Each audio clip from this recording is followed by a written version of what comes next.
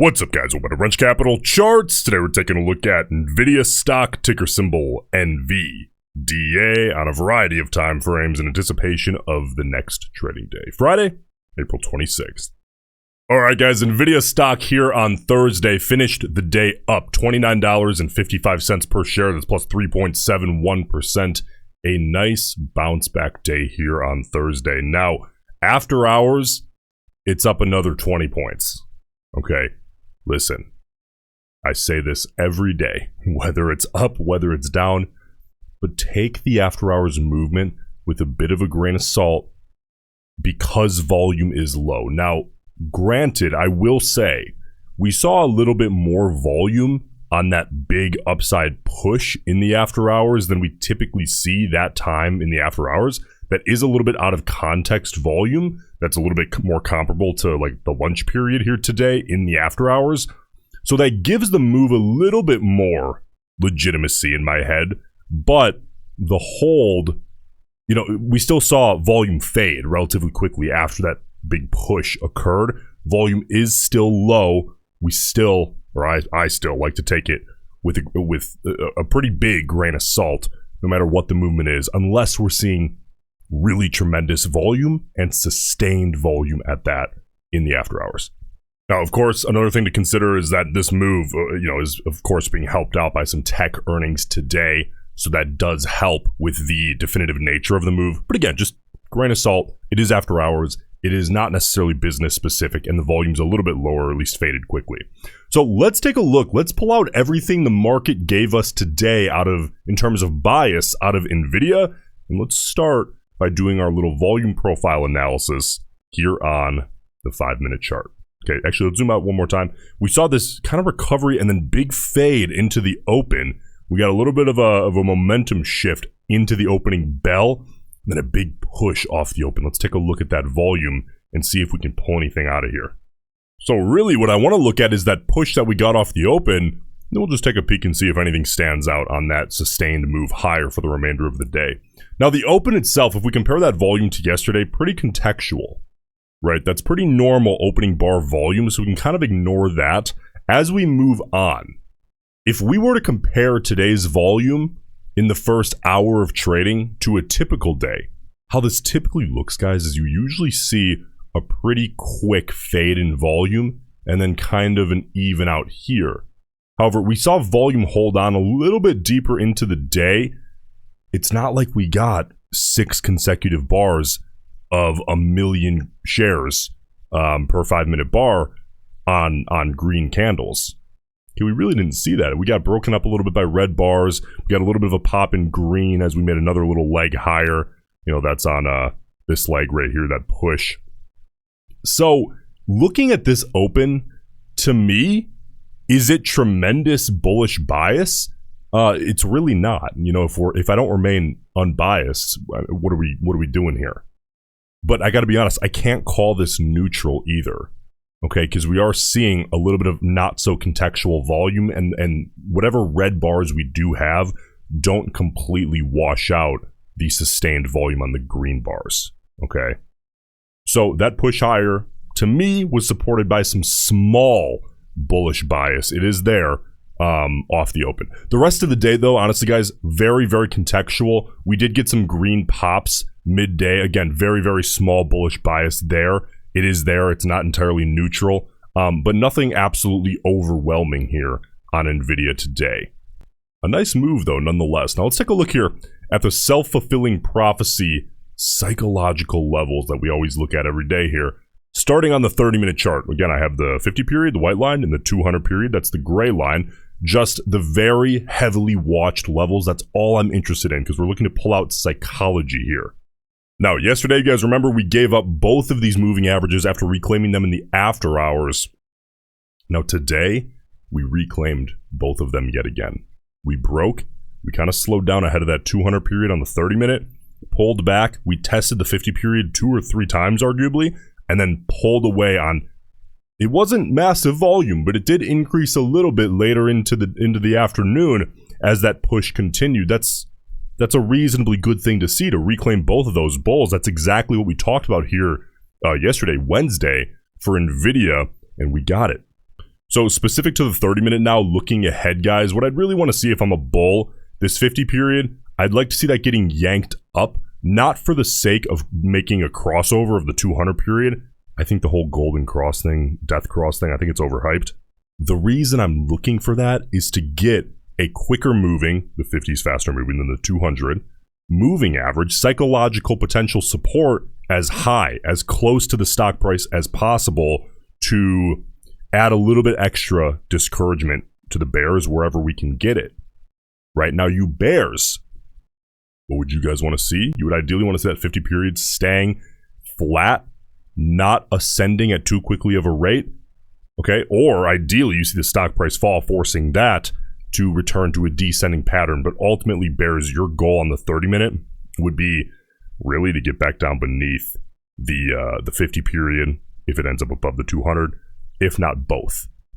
Okay, getting back beneath, you want to see as many levels on as many different time frames as possible, acting as psychological resistance. Of course, you can't have that if you're above both of them.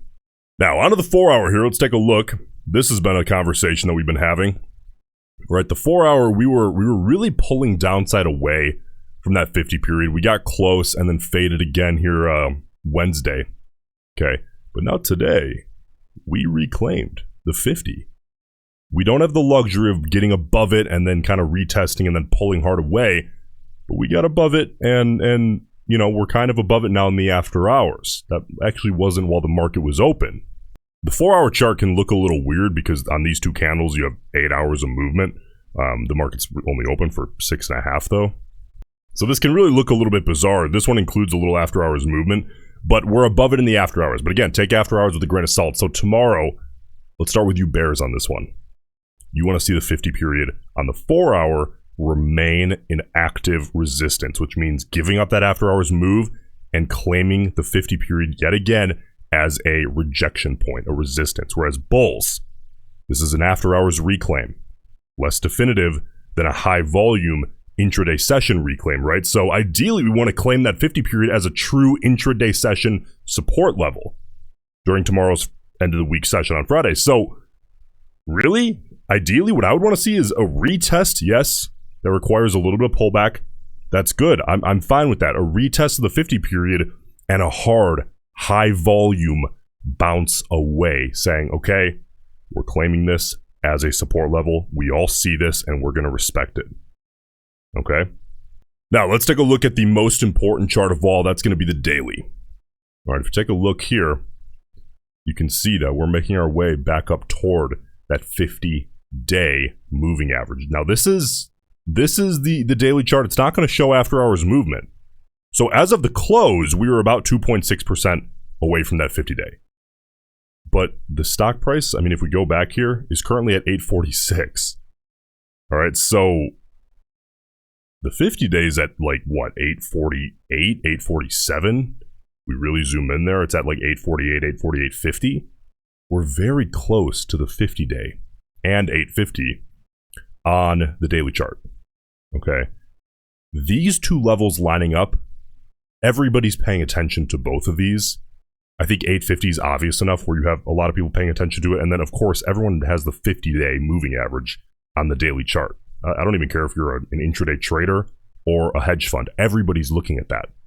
So listen, this one's really easy. Bears, you have a little bit of a beefed up level right ahead of the current stock price. You want to see that reject right around 850. You want to see that reject as hard as possible. Whereas bulls, ideal scenario here tomorrow, hard, high volume break, low volume retest, hold both of these at once as a support level, and then boom, high volume push as hard and quick and as high volume as possible away from 850, saying this is a support level, at least in the short term.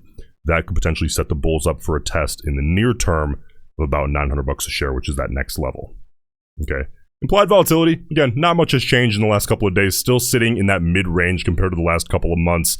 Obviously, when that's more on the edges, like very low comparatively speaking or very high comparatively speaking, that opens up a little more opportunity to take advantage of that using options. Right now, it's kind of in the middle.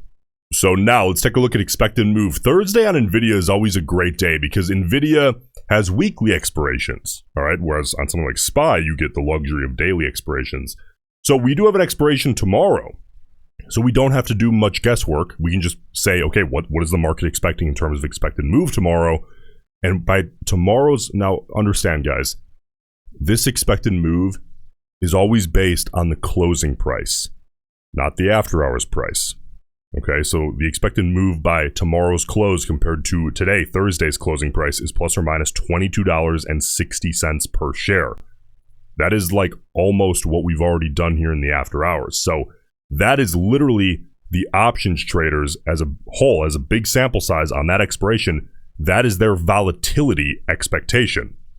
I mean, you have to understand that that does price in any expected volatility before the close, obviously, of the tech earnings that we've now gotten.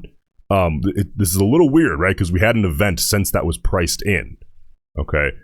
But perhaps what we're looking at here is a couple different scenarios. Either the options traders didn't price in enough Nvidia volatility for the tech earnings, or they simply got the tech earnings expectation in terms of volatility wrong and how that would brush off on Nvidia.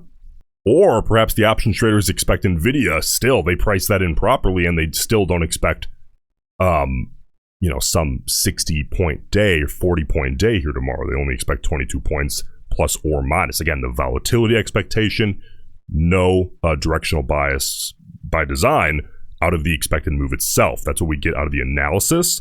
And then also the directional options bias out of the traders, which we will take a look at right now. That's the last thing here. How are they feeling about tomorrow in terms of direction, or at least in the near future? And we can do a little work to get the shorter term expectation. But listen, guys, about that expected move, just understand that that is the one standard deviation expected move being priced in literally by the traders. Okay, they can be wrong. All right, and you actually wouldn't want that number to always be so close to being correct. If you think about this, I really don't like to make this comparison, but mathematically it makes a lot of sense to do so here.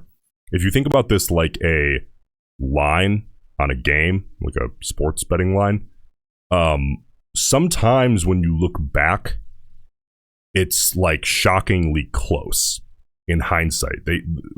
Whoever's setting the lines had it shockingly close to what it ended up being. And at least as far as I understand it, I'm not really deep in that world, but that's typically the case because they have such a massive sample size of bets being placed and they can adjust it as they need to. It's very similar with the expected move because you have a huge sample size of traders. That's retail, hedge funds, institutions, just whales in general, algorithms, I suppose, written by humans, I guess, at the funds, making trades, impacting the implied volatility at that specific expiration, leading to the expected move calculation being made. And when you get a really big sample size, sometimes in hindsight, it's like, wow, that was shockingly accurate. However, they of course can be very wrong, just as the lines and the books, I guess, can also be shockingly wrong sometimes.